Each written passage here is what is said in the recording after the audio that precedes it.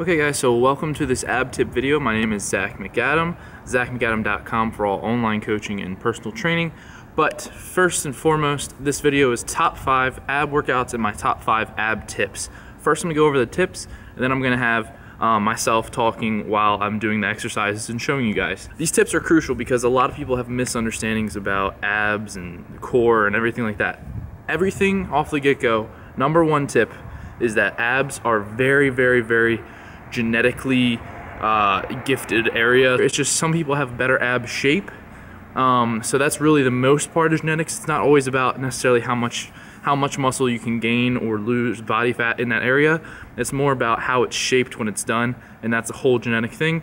A lot of people know me for my ab genetics because I mean I could be 16-17% body fat and start to see like a nice six-pack coming up. Like, that's just how it is.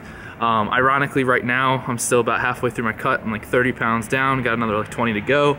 But I'm barely seeing abs in the morning, but I'm starting to train abs once a week, which brings me to my next point: overtraining abs. People think that abs are different from every other muscle. You have to realize that abs are a muscle just like everything else. It's your arms, your chest, your back. You can't be training it every single day, doing these 10, 20 set workouts. Like, I would train abs at the most 3 times a week, ideally like twice a week, but when you do them accurately. Third tip is gonna be rest time and rep ranges. For some reason, abs are taken as this body part that you need to have 20, 30, 40, 50 reps of, like coaches and stuff.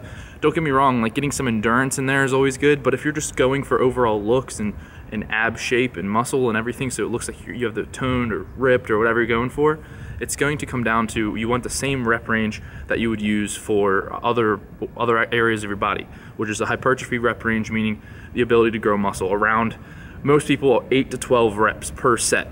Now you're like, what? And people pump out 15, 20 because they're doing them as fast as they can, when really if they did those 20 reps but each rep was solid, it'd probably be like 10 reps anyway, so wouldn't be that too hard of a transition there. The rest time, I would always recommend around a minute. Some people always like to do a little quicker, but I feel like you can get a much more powerful next set if you wait around a minute between sets. My next tip is going to be form. A lot of people, like I just said before, they try to pump things out. They think abs are like, they're trying to be Rocky and they're trying to go all fast and stuff.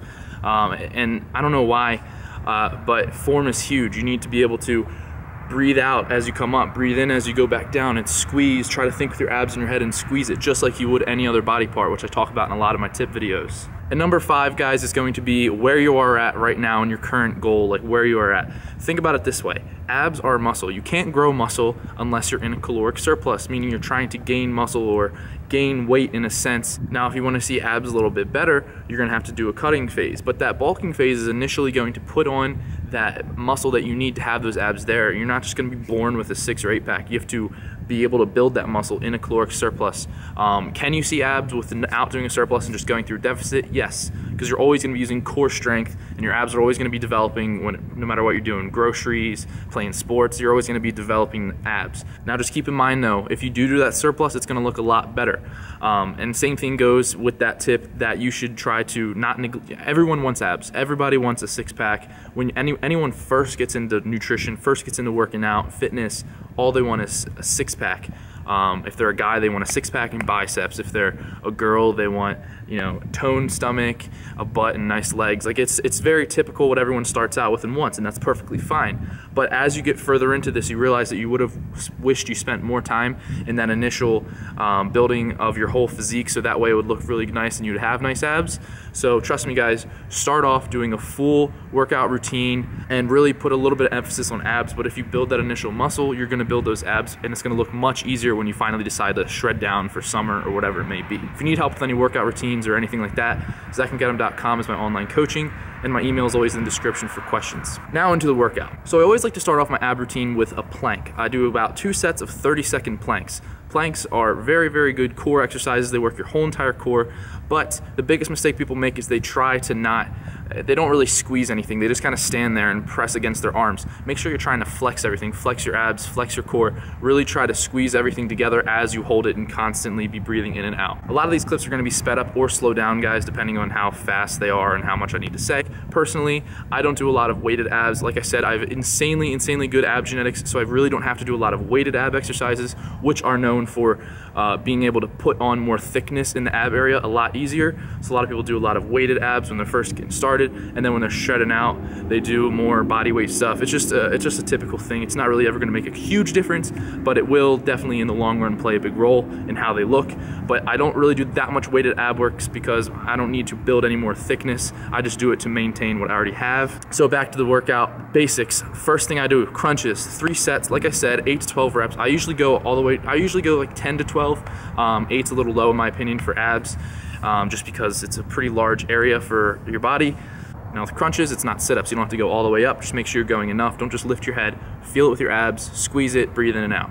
Next, we have the exercise that targets the hardest part that it is to build in your abs, which is the lower section. Now, don't get me wrong, guys. No exercise you do will only target one area. If you do leg lifts, which is this exercise right here, you are also going to be working every part of your abs. It's just that it targets the lower abs more than the others, or at least you feel it more there. So if you really want to build that lower portion of your abs up, which are the most difficult part to build, keep in mind you're going to want to lift your legs about 3/4 way in the air. I like to say not all the way up 90, but about 3/4 is a good estimate, maybe 60%, and then bring them back down without hitting the ground, about 2 inches above the ground, and keep bringing them up. Remember to keep breathing in and out. Put your hands palm facing down under your butt when you're doing this to keep balance. And if you're advanced and you want to make it a little more difficult, you can put your hands behind your head, just like against the ground, and just use your core strength to make sure your body stays where it needs to be. And this right here is the flat bench leg pull, is what I like to call it, if that's really the name for it. You basically hold yourself with your arms on your side, and you stick your legs out straight and pull them back in. Try to keep your back at one angle versus crunching in. Make sure you're just kind of using the only thing that's like a variable is your legs, pulling that in and out, squeezing and breathing with each rep as always. But this next exercise is going to be my favorite oblique exercise, and that is wood choppers. Wood choppers are awesome. You basically take a cable handle, make sure you have your hand placement so that you have, say you're trying to go this way, have this hand on and this hand over. Scott Herman taught me that, really good tip. In the next clip, you're going to see my foot placement, which is crucial. Make sure you're extending the foot that you want to be going towards. Make sure you angle that in the direction that you want to be putting your arms. Now remember, with any oblique exercise that involves your arms, don't think of it as you have to bring your arms over. Think your arms are just there and you're twisting your body to move your arms. You're not moving your arms for the weight, you're twisting your body to move your arms. It's don't swing, but rotate your body, if that makes any sense. Next oblique exercise we have right here is going to be the plate twists. I like to use like a 25-pound plate. If you're just starting out, use like a 10. Same exact thing as the wood choppers, just adds, it's a little bit harder, especially for your shoulders and stuff. So don't hold them exactly straight out, bring them down just a little bit, and same thing, breathe in and out, rotate with just your body, not using your arms to twist, just rotate using your core and twist that your hips left and right. Breathe in and out, so as you turn, just like that, guys. And lastly, I'm concluded here with my favorite tool to use in the gym for abs. This is like a dip and a leg lift equipment. Basically, you hold yourself up and you can do leg lifts. It feels really good on your core. Just make sure you're using the same principles. Squeeze, breathe, focus, and use the proper form and rep ranges and everything like that. And you can also even add this little thing I did in here to hit your obliques more, where you angle your legs up as you're going up and down to hit your obliques more versus just your dead abs. And you can also do, if you're advanced, a lot of these exercises hanging from the bar to challenge yourself. You can do around the world. You can do all sorts of crazy stuff hanging with your abs. But yeah, guys, so for abs, like I said, all those tips are very accurate. Don't think it at the end of the world if you don't have the perfect shaped abs. If you can get down to low enough body fat, which is also what it is if you're not seeing abs, it's not that you can't build abs, you're like the only person in history that can't build abs. It's that you're not low enough in body fat yet, so you have to work on your diet more as well.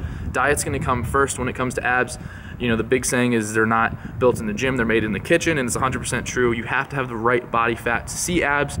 The shape of your abs is determined by your genetics, and also don't do more than you have to. Don't do them every day, don't do them for an hour, don't do them 20, 30 reps. Can you? Yes, but if you're just going for looks, you really only care about just having some abs for the beach or whatever you're going for, then don't do more than you have to. And those are my favorite exercises. Any exercise you do will help your abs as long as you're doing them right. These are just my personal favorites.